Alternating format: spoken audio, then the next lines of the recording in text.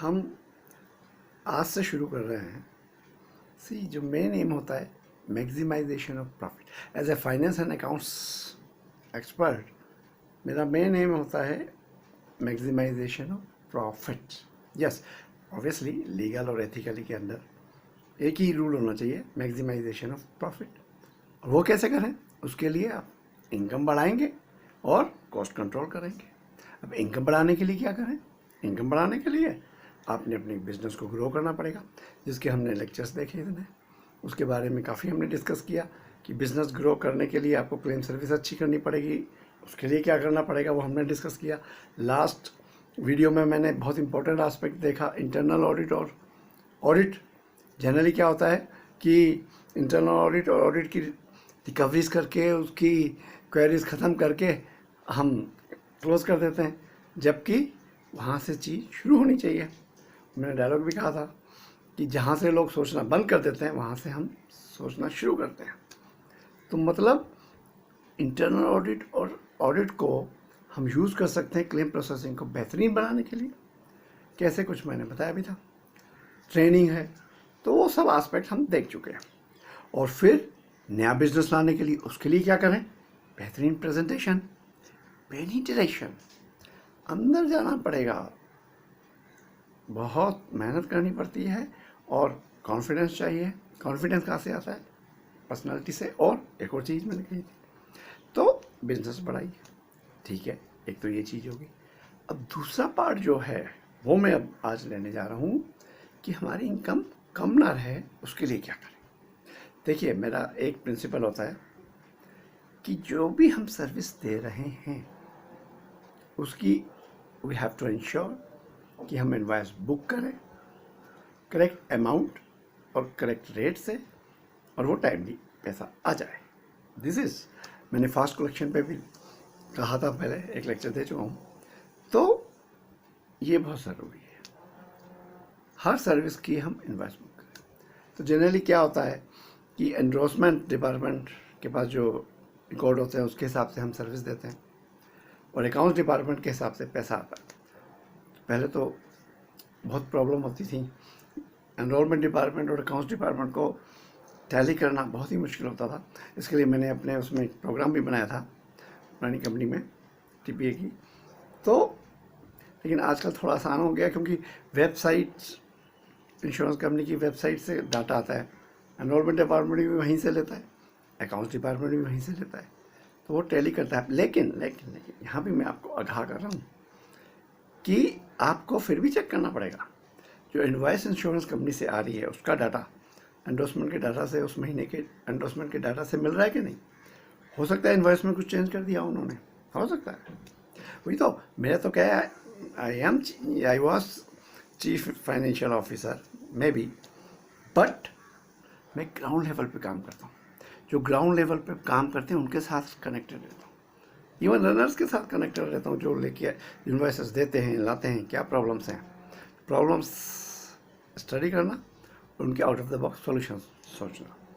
तो ये हो सकता है कि वेबसाइट का डाटा कुछ और है और इन्वॉइस में डाटा उन्होंने कुछ और दिया है, तो आपको इन्वॉइस के साथ उसको कोरिलेट करना है।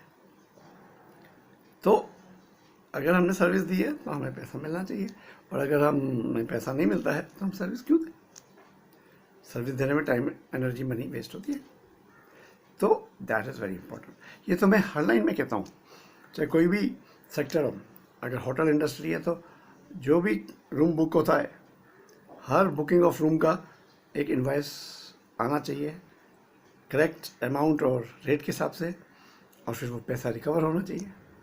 हाँ, वहाँ पे हमें इंटरनल चेकिंग वगैरह भी करनी पड़ती है, लगानी पड़ती है, क्योंकि ऐसा हो सकता है कि रूम बुक हो रहा है लेकिन उसकी रिकॉर्ड्स बनी नहीं रहे।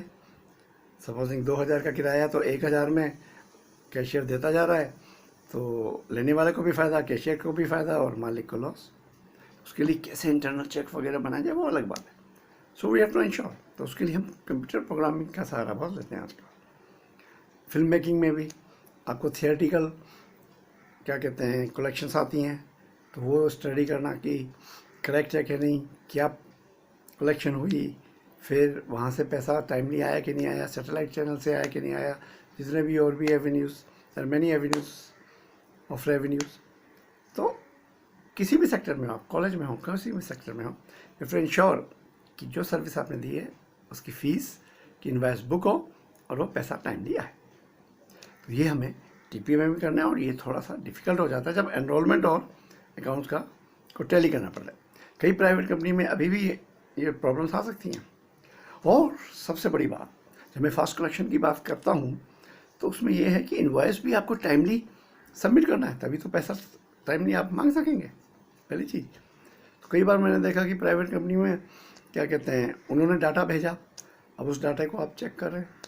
तो मैं तो कहता हूँ उस चेकिंग के लिए भी डिफरेंट इंश्योरेंस कंपनी के लिए कंप्यूटर प्रोग्राम बनाइए ताकि चेकिंग जल्दी हो जाए। पता चला 1 साल तक आपने चेकिंग में लगा दिया, 1 साल बाद आप जब गए तब तक उन्होंने दूसरा डाटा दे दिया, फिर 1 साल वो और चेकिंग, तो 2 साल तक इनवॉइस ही नहीं बुक हो रही। तो देखिए, सो इनवॉइस टाइमली बुक होनी चाहिए। इनवॉइस में क्या ख्याल करना है आपने, ये मैं पहले लेक्चर में बता चुका हूँ। तो इनवॉइस टाइमली बुक हो। और ये भी बात मैंने कही थी, सपोजिंग आपकी इनवॉइस 1 करोड़ की है और इंश्योरेंस कंपनी कहती है भाई 94 लाख देंगे हम, 6 लाख का डिस्प्यूट है तो ले लो, 94 लाख तो लो। क्योंकि एक जगह देखा मैंने 3 साल के लिए, पता नहीं काफ़ी साल के लिए, ईयर्स के लिए, काफ़ी सालों के लिए पैसा ही नहीं लिया जा रहा। जी नहीं, जब तक हमारा रूल है जब तक डिस्प्यूट नहीं सॉल्व हो जाए। अरे यार 94 लाख तो लो, और 3 साल तक वो बढ़ के 1 करोड़ 20 लाख हो गया होगा इंटरेस्ट मिलाकर। तो जो आता है वो तो ले लो, बाकी बचा 6 लाख, उसके लिए भी आप अपने डॉक्यूमेंट्स तैयार कीजिए। मैं तो कहता था मुंबई का 1 रुपया भी नहीं छोड़ेंगे हम, लेकिन जो मिलता है पहले ले लीजिए। तो फास्ट कलेक्शन भी एक इनकम बढ़ाने का तरीका है। आप 94 लाख पे अटके हैं 3 साल से, लेकिन वो 1 करोड़ 20 लाख हो जाती है, इनकम बढ़ती है आपकी। तो वही कई जगह में पता नहीं चलता है हम क्या कर रहे हैं और आप यू आर लूजिंग। तो मैं तो हर चीज़ को स्टडी करके, एक ही मेरा प्रॉफिट है, एक ही मेरा एम है, मैक्सिमाइजेशन ऑफ प्रॉफिट। सी, तो इस तरह से हमने ये देखना है। तो ये तो बात हो गई किस तरह से इनकम पे जोर दिया जाए। अब कॉस्ट कंट्रोल, वो भी बहुत ज़रूरी। और इनकम पे भी मैं ऐसी कुछ रिपोर्ट्स भी जनरेट करता हूँ। देखिए, ऐसी रिपोर्ट जनरेट करता हूँ कि कहाँ बिजनेस हमारा गया, हमारे हाथ से चला गया और क्यों गया, उसको स्टडी करना, आगे से ना जाए वो एक्शन लेना, ये भी ज़रूरी है। खाली स्टडी करने से वो फ़ायदा नहीं है। कहाँ पे हम क्या कहते हैं डेफिशिएंट थे, वहाँ पे उसको ठीक करना, करेक्ट करना, ताकि आगे से बिजनेस ना जाए।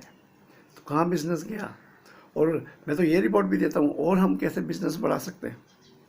फिर तो ये पार्ट हो गया इनकम बढ़ाने का। अब कॉस्ट कंट्रोल, कॉस्ट कंट्रोल के लिए कहाँ लीकेजेस है, कहाँ वेस्टेजेस है, इवन कहाँ फ्रॉड्स हो सकते हैं, उनको रोकने की कोशिश। तो उसके लिए हम कंप्यूटराइजेशन का सहारा लेते हैं, इंटरनल चेक्स का, इंटरनल ऑडिट का। Internal audit generally internal control systems के बारे में बात करता है, पर मैं जब जहाँ भी करता हूँ वहाँ फ्रॉड्स मैनेजमेंट भी साथ में लेता हूँ, तो ताकि फ्रॉड्स ना हो, कोशिश ये हो तो हाईलाइट हो जाए, वगैरह वगैरह। तो लीकेजेस वेस्टेजेस हमें स्टॉप करनी है। रेशो एनालिसिस से हम एनालाइज करते हैं कि कहाँ हम खर्चा ज़्यादा कर रहे हैं, तो हमने खर्चे बचाने, लेकिन विदाउट ज्यूपरडाइजिंग द सर्विस। ये ऐसा ना हो कि हम पेनी वाइज एंड पाउंड फुलिश, कि थोड़े सा पैसा बचाने के चक्कर में सर्विस अच्छी नहीं दी और हमारा काफ़ी बिजनेस चला गया। तो हर चीज़ का ख्याल रखना है आपने। So you see, you have to see everything out there. तो इस तरह से हमें कॉस्ट कंट्रोल में भी ख्याल रखना है। अब ये जब मैं बातें कर रहा हूँ, बिजनेस बढ़ाने की बातें कर रहा हूँ, तो उसमें 2 बातें तो हमने बताई। तो एक इम्पोर्टेंट फैक्टर है कि हमारी सर्विस तो बहुत अच्छी है, लेकिन पता चलना चाहिए ना लोगों को, अवेयरनेस। वो कैसे क्रिएट करें? Advertising. Yes, advertisement is a thing जो बताता है लोगों को, कि एक अवेयरनेस क्रिएट करता है कि आप ये सर्विस देते हैं, सबसे बड़ी बात। फिर आपकी क्या क्वालिटीज़ हैं वो बताता है कि आप में ये क्वालिटीज़ हैं। और एक तीसरा पॉइंट जो मैं बता रहा था कि हम जैसे लोग जो एडवर्टाइजिंग के एक्सपर्ट हैं, मुझे पब्लिक की साइकोलॉजी है, पब्लिक के साथ रहते हैं, हमें पता है कि पब्लिक को किस प्रोडक्ट और किस सर्विस में क्या चाहिए।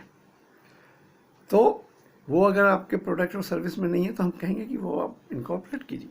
तो आपका प्रोडक्ट को और अच्छा करना, इसका भी हम क्या कहते हैं, फ़ायदा देते हैं।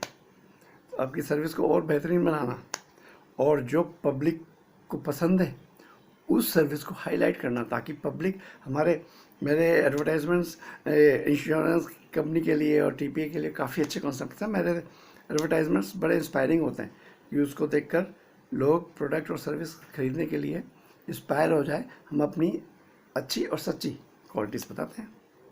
तो advertisement is very important aspect, you see. तो इस तरह से ये भी ज़रूरी है। तो ये हम करते रहेंगे। मैं क्या कहते हैं, बिकॉज हाँ, जैसे मैंने बताया था, मेरे लेक्चर एकदम एक्सटेम्पोर होते हैं, मैं कोई तैयारी करके नहीं आता, पर इतनी नॉलेज और इतना एक्सपीरियंस और टिप्स में है सब। तो और हर तरह की नॉलेज मिलेगी आपको। फाइनेंस में भी हर तरह की फाइनेंस, अकाउंट्स, इंटरनल ऑडिट, फिर कंप्यूटर प्रोग्रामिंग, टीपीए में हर डिपार्टमेंट, क्लेम्स, एंडोर्समेंट, एचआर, हर डिपार्टमेंट, एडमिन, फ्लोट। और इसके बाद आपको, हाँ, because I am chartered accountant and fellow insurance institute also, तो वो भी एक इम्पोर्टेंट सब्जेक्ट है। तो हर तरह की नॉलेज मैं देता हूँ। और ट्रेनिंग देने की, अब मैंने जैसे बताया था आपको, I love to give training, और इस तरह से देता हूँ कि लोगों को आसानी से समझ जाता है। तो वो मैं देता रहूँगा। मैंने बताया था 11वीं क्लास में मैं था, तो 10वीं क्लास को फिजिक्स केमिस्ट्री पढ़ाता था। अपनी क्लास को मैथ्स खुद पढ़ाता था, क्योंकि मैथ्स में क्या है, जैसे साइनस का थीटा प्लस कोसस का theta is equal to 1, sine theta P by H है कि बी बाई एच है पता नहीं चलता। तो इसलिए ट्रेनिंग में देता हूँ। और अपनी जो एक्सपर्टाइज है यहाँ, तो फाइनेंस और टीपीए में तो मैं क्या कहते हैं, अकाउंट्स में प्रैक्टिकल एस्पेक्ट देखता हूँ, दे रहा हूँ। और कैसे एडमिनिस्ट्रेशन को अच्छा बनाया जाए, क्योंकि एफिशिएंट एडमिनिस्ट्रेशन भी मेरी एक्सपर्टाइज है। तो वो एस्पेक्ट भी ले रहा हूँ, प्रैक्टिकल एस्पेक्ट्स जो ग्राउंड लेवल पे प्रॉब्लम्स हैं उनको कैसे सॉल्व किया जाए। बहुत इसका मैंने एक्सपीरियंस लिया, तो उसको मैं और कुछ और भी लेक्चर बता रहा हूँ जो मैं अपलोड नहीं कर रहा, जो कि बड़े नॉलेज वाले और इन्फॉर्मेटिव हैं। अगर कोई कंपनी नई भी खोलता है या कोई किसी की बहुत बड़ी कंपनी है, उनको भी फ़ायदा मिल सकता है। तो ये मैं करता रहूँगा। Thank you.